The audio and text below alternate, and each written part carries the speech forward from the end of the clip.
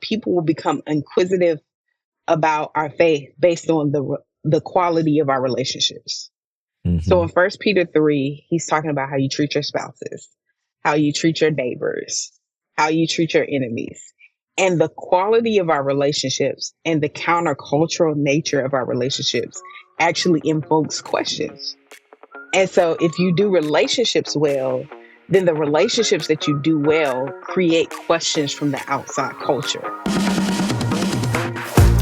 Welcome to the Urbana podcast. This is the show where we empower Christian leaders on college campuses with the tools and strategies to help students address the challenges facing our world and advance the gospel's reach to the ends of the earth. I'm here with Phoebe, my co-host. Hey, Phoebe, how are you doing today? Hey, Mark, I'm doing well. It's been a sunny day, so I'm happy. Hey, it's amazing how even when it's freaking cold outside, just having a little sunshine is, I said freaking cold, I meant freezing cold. Now I added a K there. Sometimes it's freaking cold too. Sometimes it is freaking cold too. Yeah, I had a great interview this week with Lisa Fields, and I don't know if do you know Lisa, Phoebe? Have you ever? Only a little bit. Yeah, I've run into her work a couple different times, heard her name bounced around my circles, but I've never met her before. Yeah, we got to know each other a while back when she was just launching Jude 3, and our paths have just intersect serendipitously. And she wrote a book called When Faith Disappoints, and it's really been something that's really been, I think, connecting with college students because, let's face it, your generation is one of the first generations that has kind of where mental health issues have been destigmatized, where people can talk about it without the fear of everybody laughing or thinking less of you. But it's also come at a time when your generation is experiencing more anxiety, more disappointment. Yep. Things of that nature. What are you seeing out there among your generation as you look at just how people are doing and how that intersects with faith? Yeah, absolutely. Oh man, it's hard not to get stuck in the negative here, especially when it comes to mental illness. We're seeing rates of anxiety and depression that far surpass any generation of the past. And you can point fingers all you want to social media, to smartphone use, to kind of loneliness, disconnection. I think all of those play a part in why we're seeing that on the rise. But I think ultimately, everyone can agree that there is an epidemic of loneliness, of isolation, of depression on college campuses. And that's tragic. I think we need to name that, call that out. I think it's been sad for me to see my peers retreat into kind of these patterns of numbing themselves to real life rather than finding joy in the mundane. I think because we have so many distractions surrounding us in the form of technology, it's really easy to forget about the joy and the wonder of life, especially when the world can feel really broken, and just retreat into whatever, coping mechanism we have for the day. And I think I'm seeing that amidst my friends, and it does really sadden me.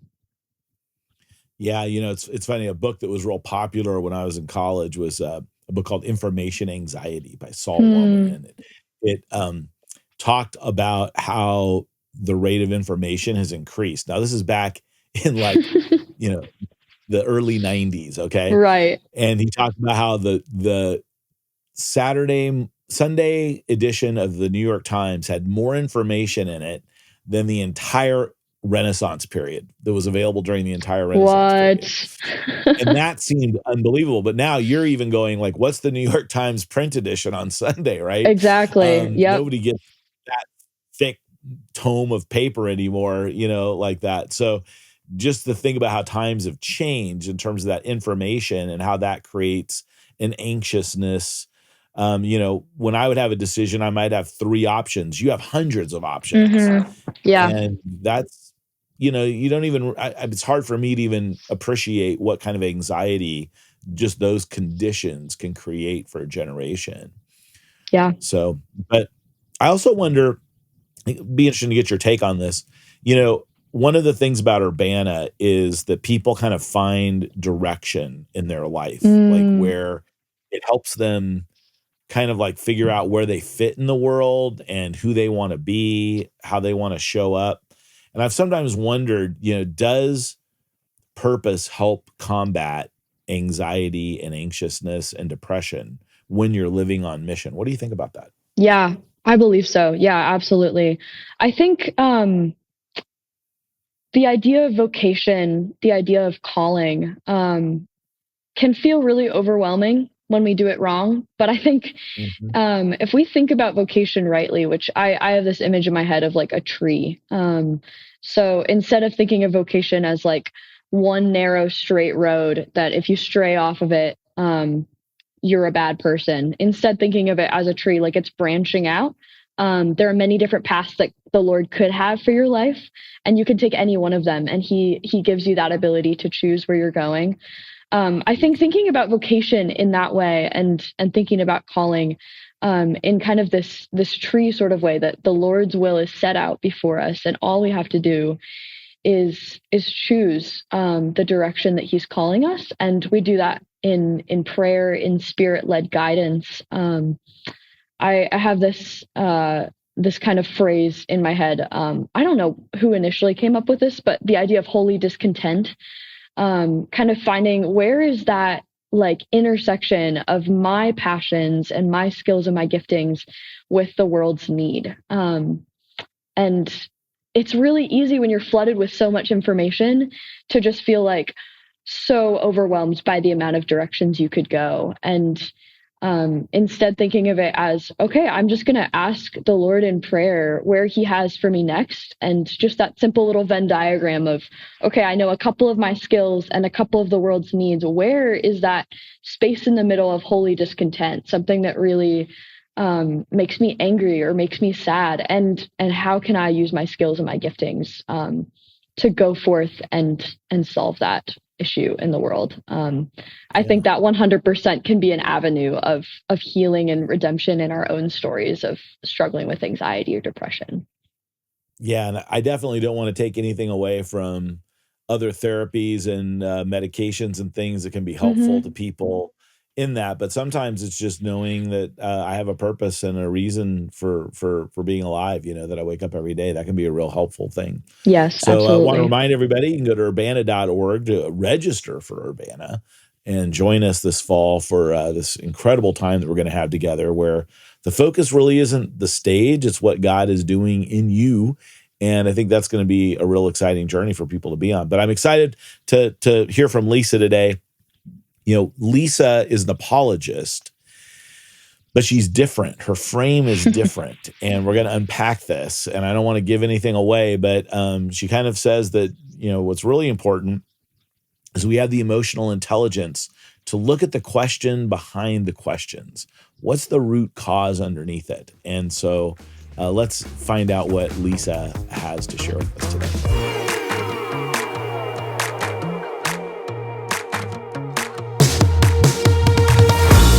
Well, I am joined today by my good friend, Lisa Fields, the founder and CEO, president, director, all those words of Jude 3 Project.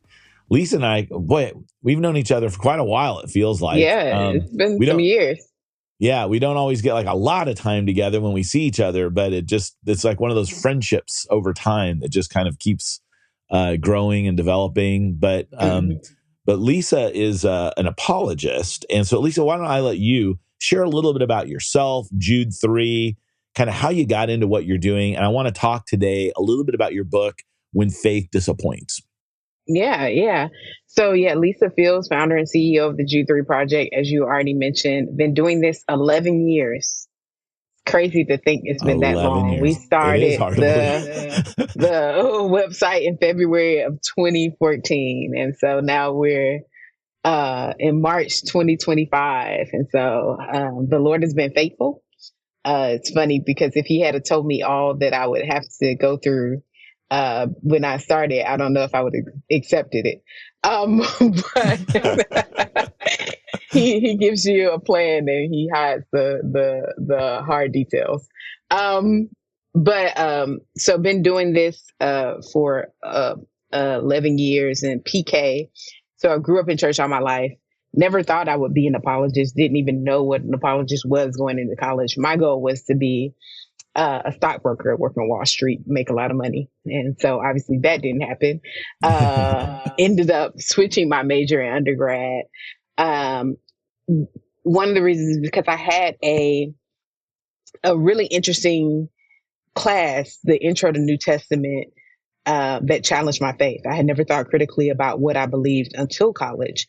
And my professor started poking holes in my faith using the textbook Intro to New Testament textbook by Bart Ehrman. And so Bart is not a believer. And so his take on the New Testament is different than what you would encounter in Sunday school. And so that was the first time I had to think about Bart's like, an interesting guy, right? Because he spent his whole life studying the New Testament, but he's not a believer. And so that's a real interesting, He started off as a believer. I think he went to Moody. But somewhere along the way, he lost his faith. And so because of that challenge, I started wrestling. My father introduced me to apologetics, and that helped me navigate that space. Then I didn't see a lot of Black people leading in the space, and I wanted to do something to bridge the gap. And so that was the genesis of Jude, the thought of creating something that helped people. And it wasn't until seminary in 2014 that I actually started the Jude 3 Project as a website. And so I thought it was going to be kind of like a passion project, but it has grown to something way larger than I ever anticipated. So by the grace of God. Yeah, well, it's real exciting. And you have a book, When Faith Disappoints, that I just think is fantastic. It's a real, I think, a fresh take on kind of the apologetic approach. At least that's how I see it. And when I read it, I was just like, wow, this is really amazing and helpful. And so a lot of the people listening to the podcast, they may be Gen Z kind of young adults that are thinking about coming to Urbana. Probably a lot of them are leaders that are trying to figure out, how to engage the generation and bring them. What are you seeing with young adults right now in the ministry spaces that you're in terms of how they're thinking about Christianity, experiencing it? What are some of the observations that you make just in this cultural moment? Yeah, I think there's a lot of disillusionment with the faith and wondering, does this faith actually work? We did last week, we're at FAMU, Florida A&M University at HBCU in Tallahassee. And for those that may not know, HBCU is a historic Black Christian, historic Black college and university. Yeah. Yeah. I always want to turn C's into Christian. I don't know why. I'm a little biased. But we were on the campus, and the title we decided to talk about was, Does Christianity Work? Because many people are saying, is this a faith that actually transforms? Does it have practical use? And one of the illustrations I always use is we're living in a day where the first thing we do when we hear about a product or service is check the reviews. When I'm going to look for something, I'm going straight to the reviews on Amazon to see if what they're saying the product produces or does actually, from people who have encountered the product, that it actually has those results. And I think people are looking at Christianity and okay, I know what you say it's supposed to do, but based on the reviews I'm seeing, there seems like there's a gap. So what do I do with that? Does this actually work? And so that's one of the things that I think we're seeing. And then there's a lot of hopelessness and despair. When we were talking to student leaders as we were prepping for our event at FAMU, we said, what is the biggest challenge on your campus? And one of the student leaders said to us, everyone is depressed. And I just thought that was such a interesting, and it grieved me to say a group of 18 to 22-year-olds are on a college campus and living in that much hopelessness and despair when this is supposed to be an exciting time in your life.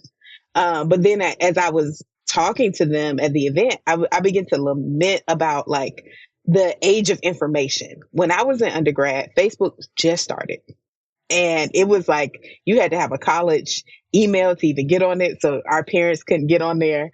And then you just still didn't have the wave of information. All you could do was see pictures of friends and connect with people at other universities or your own university. And the level of knowledge you had about the world was limited because we weren't watching the news. We didn't have access. I remember my mom told me that Katrina happened, and I looked at my roommates, Makara and Leah, and I was like, hey, my mom said like a city's underwater. And we're like, oh yeah, we heard something about that. We literally, that was the last conversation about it. And we went on about our day. Um, and that was like, because our world as an undergrad student was like so wrapped up in us that we couldn't even look outside of the world. And so the naivete kept us in a sense of like blissful ignorance, if that makes sense. Yeah. But this those generation, were sweet times. Yeah, you said Facebook came out when you were an undergrad? A freshman in undergrad. Okay, so there wasn't even the internet when I was in college. So like I had something called Genie, the General Electric Network for Information Exchange. And it was a dial-up thing. I was the only one who had a modem in my school, I think, at all of Biola. And people were like, what do you do on that thing? You know, and I'm like, I connect to the world, you know, and it was so not that. Yeah. And so this generation doesn't have that option. Like when they wake up, they're inundated scrolling on their timeline with all of this information before their frontal lobe is even fully developed. And so you got to think about all of that creates an angst in the soul that the millennials and boomers and Xers didn't have to bear with. You know, we had our own personal stuff and like our own personal friendship stuff in college and whatever, but we didn't have the weight of the world on our shoulder. We didn't know what was going on most of the time. We just were living in our little bubble. And so that creates a level of despair with all that information without having outlets to process those things. And so I think long answer to your question, I think those things are some of the things that I'm seeing in the culture. Yeah, that's really good. And I think that it is overwhelming, especially right now. You know, I dread like looking at my phone and seeing like what things I have to think about today that I would rather not think about, you know. It is very weighty, even for those of us that aren't younger, but when you don't have any perspective of time and years, you know, it's even more compounding. So when faith disappoints, you kind of, you know, as we look at the generation, they are skeptical toward Christianity. We're finding kind of two things happening. I like that when Carey Nieuwhof frames it. He says, you know, this generation is in revival and retreat. It's like there are places where they're connecting with Christianity and like it's like this vibrant expression. And then there's people going, whoa, I'm getting as far away from this as I possibly can. And those two things are simultaneous. You know, I describe in Faith for the Curious, a book that I wrote that we did on your podcast, talked about on your podcast. You know, that we're kind of like, we have both pre and post Christian people in our culture right now, which is a real interesting combination. You know, as we think about this generation, because they're coming to Urbana, and you know, some of them are coming because they want to see what God is doing in the world. Others of them are just trying to find out, you know, what do I think about God? What is your approach to, you know, apologetics that you're taking in when faith disappoints? That, you know, just share a little bit about that, because your approach is so fresh in terms of kind of having an emotional intelligence about apologetics. Yeah. Which is sometimes lacking. Yeah. I think my approach really was birthed from my experience. I remember getting exposed to apologetics undergrad, being radically zealous with the information I had and running people off because I wanted to like inundate them with information. And I thought some of my friends were listening to people that weren't sound enough and that I had to bring them into the knowledge of the truth. And so they would get in my car and I would turn on what I call sound teaching and apologists. So they could like just doing too much, being overbearing. And I realized that strategy is not helpful. And I remember in class one day after my New Testament class. It was like a religion and philosophy class I was taking.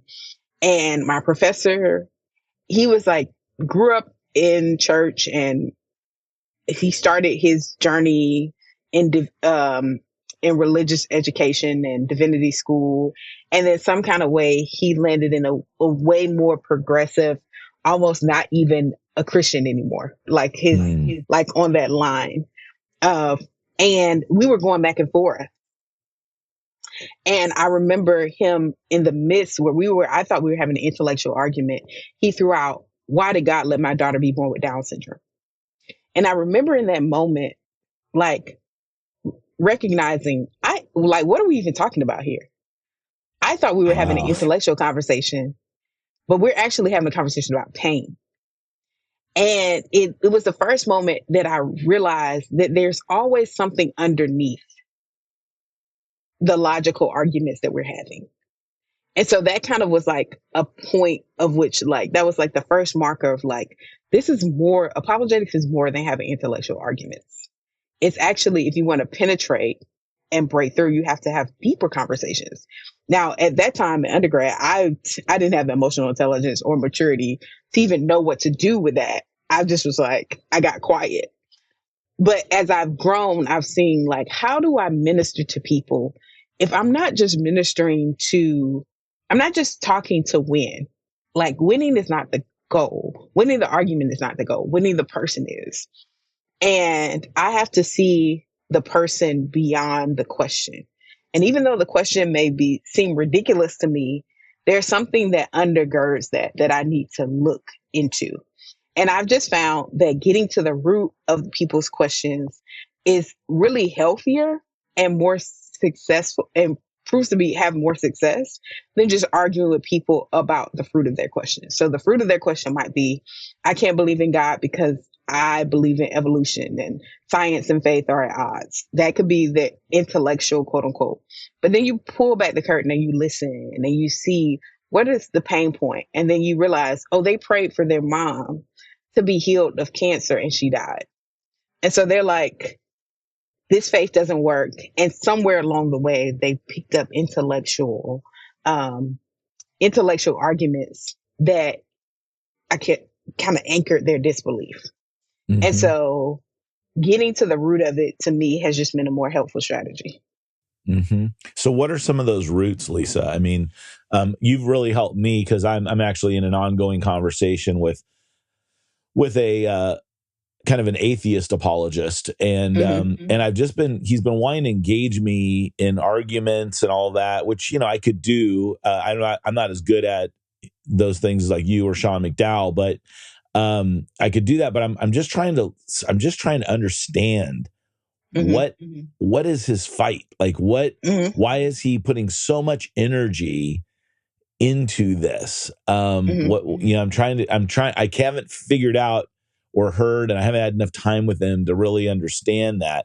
But you've helped me with that. And there may be some people listening today that, one, maybe trying to reach out to somebody who they're arguing with when they really need to pay attention to what that root cause is. Or they may be listening going, I'm pushing back against the faith myself. Maybe I need to stop and go, what's my root cause here? Like, is there something else that I'm not really being honest about in my... So share a few of those with us. Yeah. So a few are personhood, identity.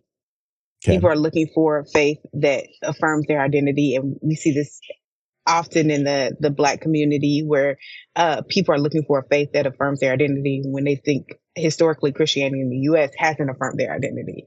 And so personhood, pleasure, because people are experiencing enormous amounts of pain. They're looking for spaces in which they can gain pleasure. Like, I need some relief from the burden of pain. I need I talk about balancing the scales, that you feel like your life has been so full of suffering and pain that you gravitate to things that can help you balance your life out. And so that could be as extreme as porn or excessive shopping. Like, people do this, and doom scrolling is even one of the pleasure points that people use to escape the painful cycle that they feel like they're in. Then we but it's have interesting what you say about pleasure is interesting too, because sometimes I just think Christianity is boring. Like we are boring. Like, I mean, I had a non-Christian friend of mine go, if heaven's going to be with you guys, I don't want to be there. And I'm like, wow, I don't know if I want to go either. I mean, like we are kind of, like, and there is something about why are we not living this full life? That like you said, does it work? And if it's not like I want to be with you and be around this experience, and boy, I think there are times maybe God, what is it that God says? Your new moons, the festivals, they bore me or whatever. And your ceremonies and all that, and I'm like going, maybe we even bore God sometimes, but I could see people like just trying to figure out how do I get out of having to do this, and there might be some validity to that. Because pleasure is neutral, and I think so much of what the Christian world has been demonizing of pleasure, because they're demonizing illicit pleasures without realizing there are pleasures that God has given us to enjoy. And if we demonize enjoyment, then we live very boring lives, as you communicated. And nobody wants to be a part of a life that seems to be boring. But Jesus said, I came to give you life, and life more abundantly. He wants you to experience the joys in his guidelines. Like he gave Adam and Eve a whole garden to enjoy. There was only one thing that was restricted from them, but they had so much free reign to enjoy. And if we want to be people that are attractive to the world as far as what we believe, we have to have this joy. We have to demonstrate that we live out a joy-filled life, that we're enjoying ourselves, we're enjoying our relationships. It's not just a boring thing. And so pleasure is one my of the colleague at InterVarsity, James Chung, he says that Gen Z asked the question, like Gen X asked, does it work? Gen Z's asking, is it beautiful? Like there's and somehow we've robbed life of some of those beautiful things, because we don't trust beauty, we don't trust our feelings, and so we've suppressed a lot of that, rather than recognizing, no, God made these things. And so pleasure is one, protection is another. People want a faith that they feel like they're protected from harm. I opened up the chapter on protection, talking about a conversation I had with a Nigerian apologist who talked about that people had converted to Christianity, but they were going back and picking up some of their ancestral religions and mixing them together, practicing syncretism. And I asked him, why is this? And he said that they thought Christianity was going to protect them from terrorists. But when they were still having to wrestle with Boko Haram, they were like, what is this faith? Like, this is not protecting me the way I hoped it would. And so I need to go back and pick up some of my ancestral religions and some of those spiritual practices that give me some kind of protection from enemies. And I was like, while that's happening over there, something similar is happening over here. We're kind of mixing things together to say, what is going to be the mix of faiths that's going to give me what I need as far as protection. And so many people are struggling with abuse and violence that they've experienced, especially in childhood. And they're like, I need a faith that's going to protect me. And so provision, I need a faith that's going to provide for me. We have peace, which is one of the power. I need when people are feeling powerless, they want something that gives them a sense of power because they've been marginalized and hurt. Then we have purpose, which is one of the deepest pain points of Gen Z. Like, do I have meaning? What is it? What is the purpose of me being here? And for many, they thought that their purpose was being on the stage and achieving something great. And my reframing is purpose is not about what you achieve, but who you become. And the last one is peace, which is a major pain point that people are looking for peace because they experience so much anxiety and depression. Wow, there's a lot of P words. You're a good seminarian. I like alliteration. Alliteration is great. So, wow, those are really great. Each one of those is so pregnant with meaning. To use another P word. Yeah. So when faith disappoints, you unpack a lot of the so what is the response to those things? And yeah. you know what I loved about the book when I read it was, it also challenged me to live that life. Because I find that people that are outside of the faith are drawn or curious about when they see peace in my life, when they see purpose in my life, when they see provision, and it's not even an abundant provision, but just that, I seem to be okay, and I'm content. That those things are almost like the new apologetics, right? Yeah, you have to, the embodied faith, as I think about 1 Peter 3:15, I think about that it really is that people will become inquisitive about our faith based on the quality of our relationships. So in 1 Peter 3, he's talking about how you treat your spouses, how you treat your neighbors, how you treat your enemies. And the quality of our relationships and the countercultural nature of our relationships actually invokes questions. And so if you do relationships well, then the relationships that you do well create questions from the outside culture. Because you can't do relationships well without being well being well yourself. The quality of your relationships is based on the quality of your health as an individual. Then you start to do relationships well. And then people will be like, well, how do you live like this? Like, how are you able to forgive? How are you able to love well? That invokes questions.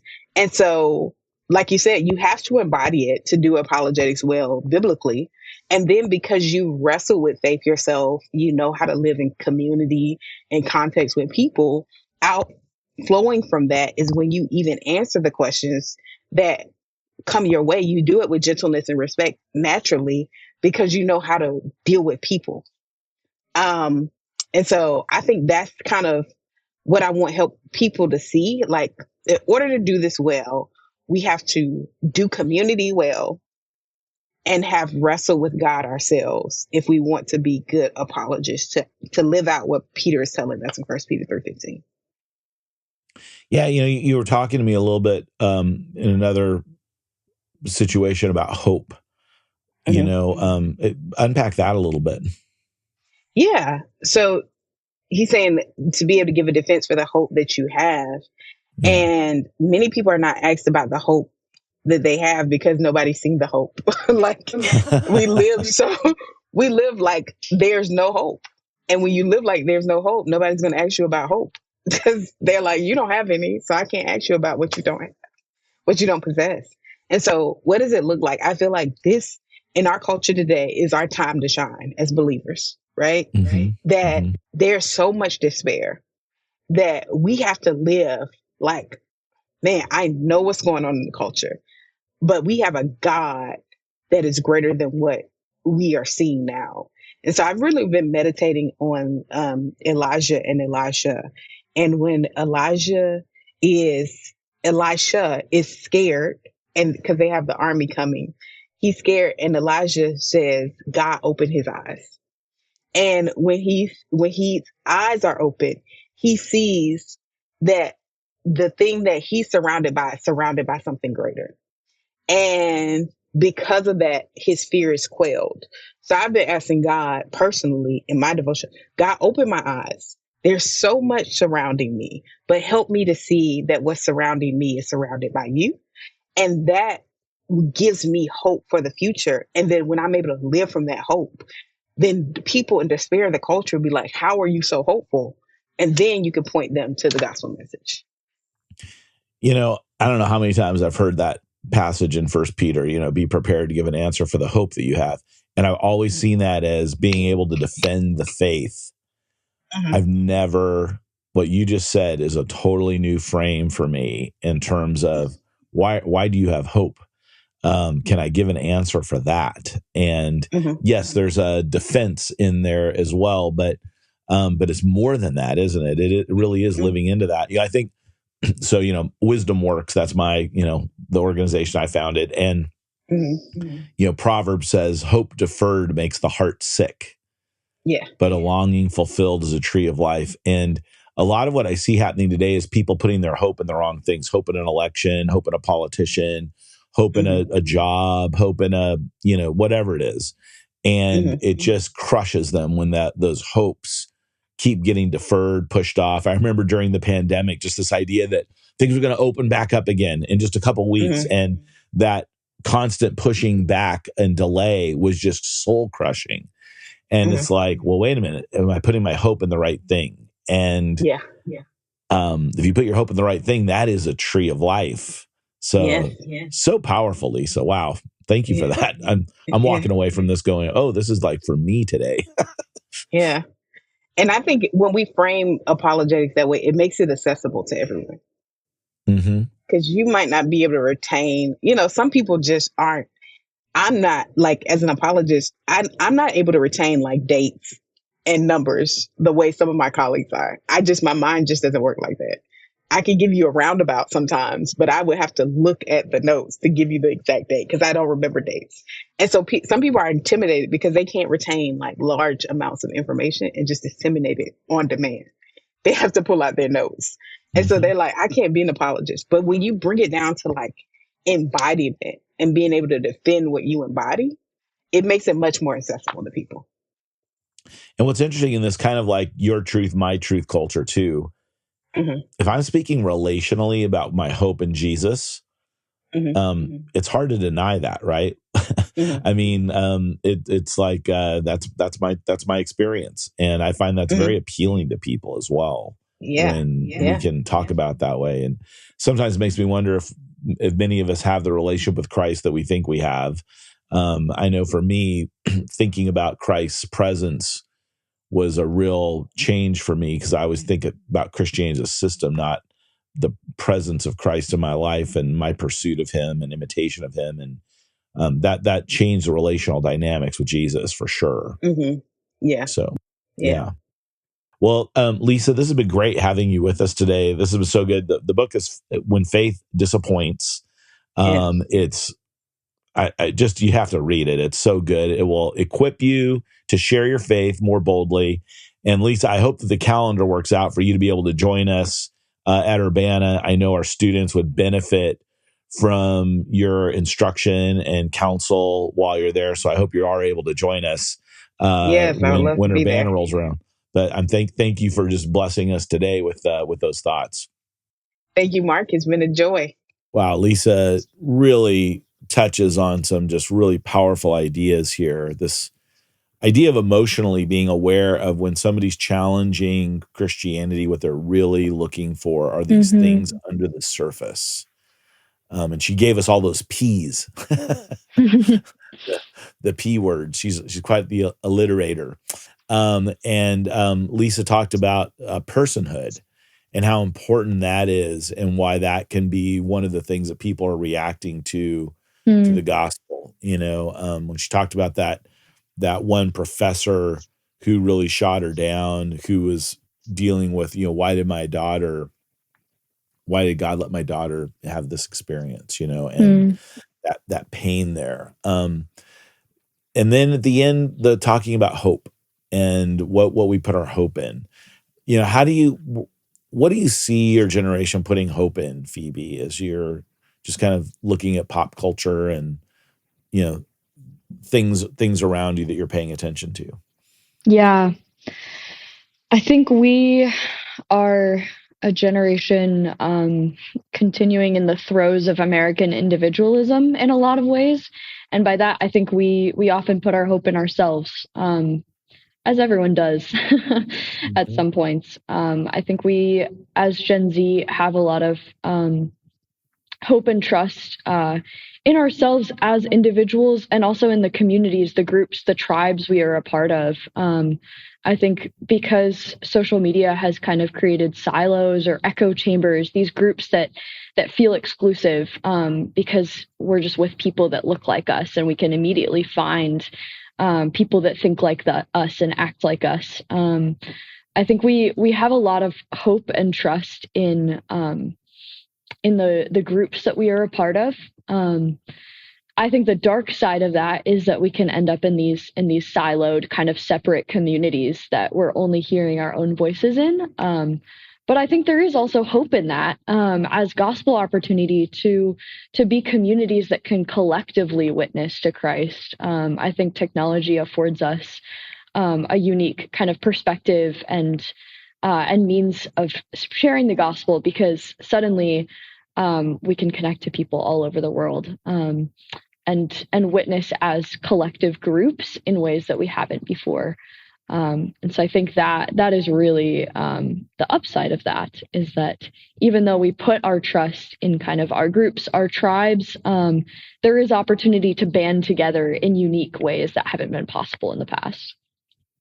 Yeah, one of the things, I thought was great was, the way Lisa talked about the fact that we need to be better Christians, demonstrating, right, the power of the gospel in our own lives as broken people.